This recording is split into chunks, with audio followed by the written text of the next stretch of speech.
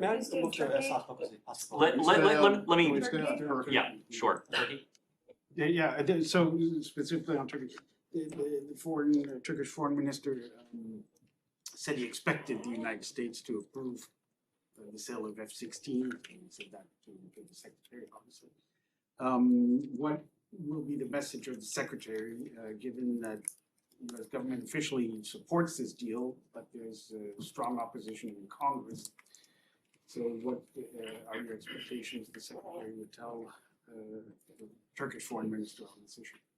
Well, I expect our Turkish allies will be hearing, because the meeting is ongoing now, a similar message to what they have heard. President Erdogan has heard directly from President Biden, and what all of you have heard, because President Biden said this publicly in June in Madrid. When it comes to the F-16s, President Biden said that as a general matter, he believes that we should sell Turkey the F-16 jets and modernize their existing fleet as well. As you know, there is a process for these types of sales, these types of transfers. This is a process that involves Congress, of course, and we would decline to comment on the particulars of that process until and unless there is any formal notification to Congress.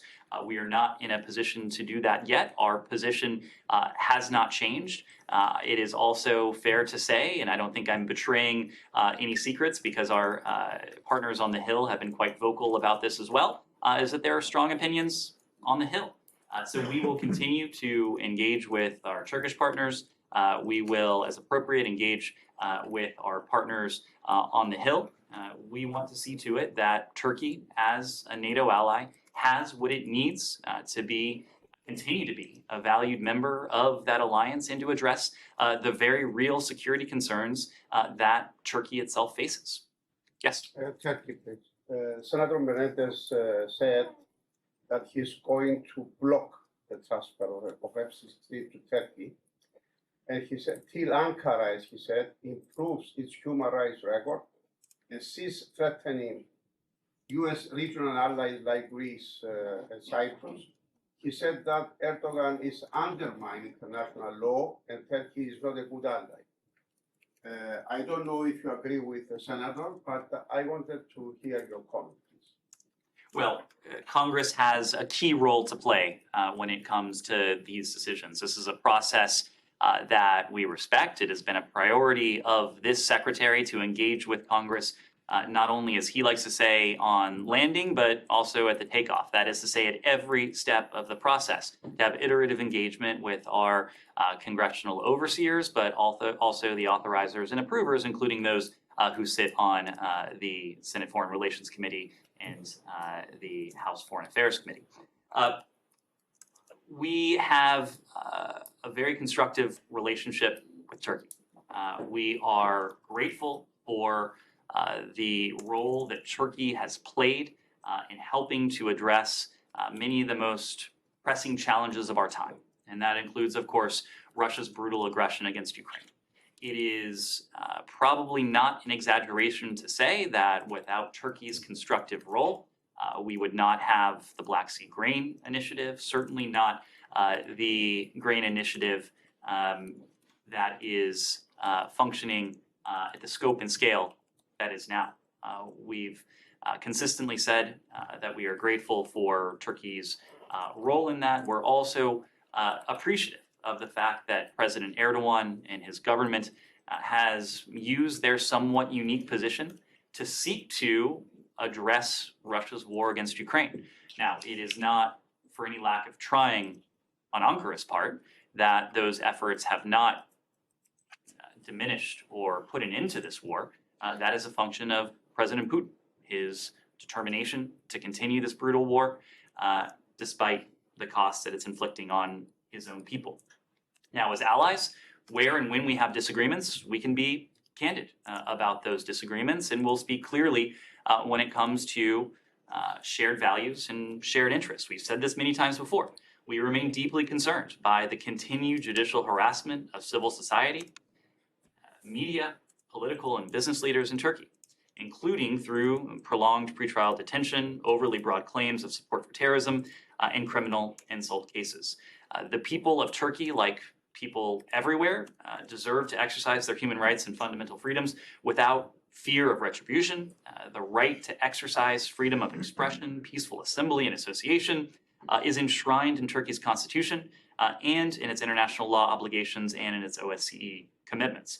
We urge Turkey to respect and ensure freedom of expression, these very fair fair trial guarantees, judicial independence, and other human rights and fundamental freedoms. And we urge the government to cease these prosecutions, and to respect the rights and freedoms of all Turkish citizens. Our Turkish allies know where we stand on this. The message we convey in private is precisely the message we've consistently conveyed in public. Another question is, you said that you are happy, of course, with the role that Turkey is playing with Ukraine. But are you happy with the role that Turkey is playing in northern Syria? I mean, Mr. Kalin said 2 days ago that they are going to invade. And this is an area where we've also been in a position to have candid conversations with our ally, precisely because we are allies. And when you're friends, let alone when you're allies, you have the ability to sit down together and to be frank with one another. And we've done that. But we've also recognized that Turkey faces legitimate threats to its own security. Turkey has endured more terrorist attacks on its soil than any other NATO ally. This goes back to the point I was making before about our desire to see Turkey continue to be an important, constructive NATO ally with the means by which to participate meaningfully in that alliance, as Turkey has.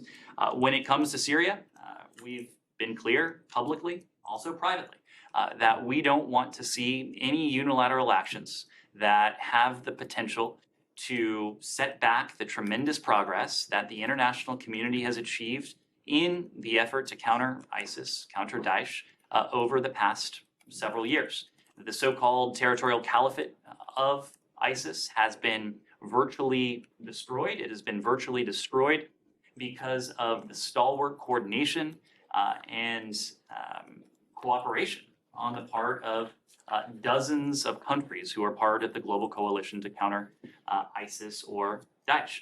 We're concerned that any unilateral moves have the potential to set that back and have the potential to set back the prospects for a political resolution to the long-standing 12 years now conflict in Syria, in line with UN Security Council Resolution 2254. No, sorry. When you the very beginning of you said you are grateful for the, I think this is a quote, grateful for the role Turkey has played in helping to address many of the most pressing challenges of our time.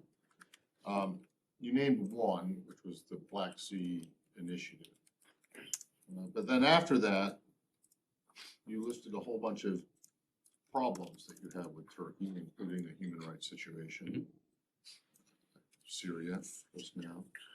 You didn't mention, but it's clear that there are differences over NATO extensions. So can you name, I mean, you only named one, so when you say many of the most pressing challenges of our time, I'd like to give you the opportunity to identify another, Sure. Other than the Black Sea.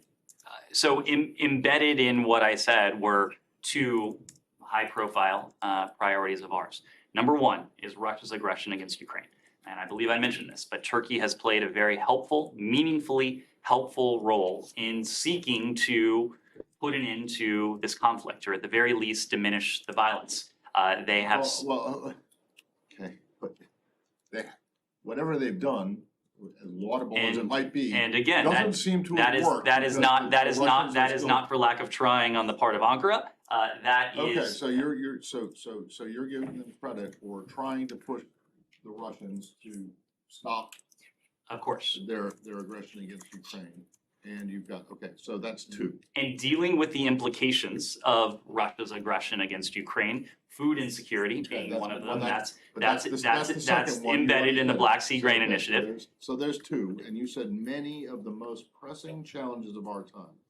So give me another example. Another example, Matt, is terrorism. And the joint efforts that You just we, went that, after that, them about that Syria Turkey has was- taken, including the steps that we announced together just a couple weeks ago now to go after a network of ISIS facilitators. Like 4 people.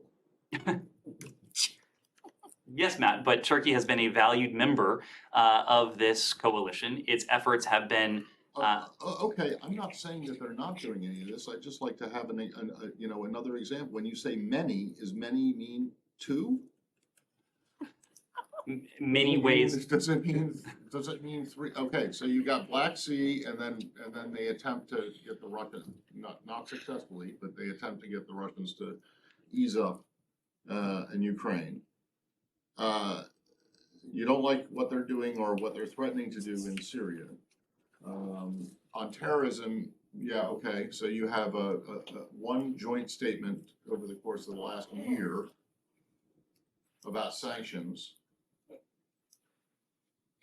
I'm just wondering where the many of the most pressing challenges are, and I'm not saying the Turks aren't doing anything about this, but I'd like to give you the opportunity to explain it. And I think we've just gone through a number of them, not to mention Turkey's role in NATO over the course of several Turkey's role decades. in NATO. They're stopping.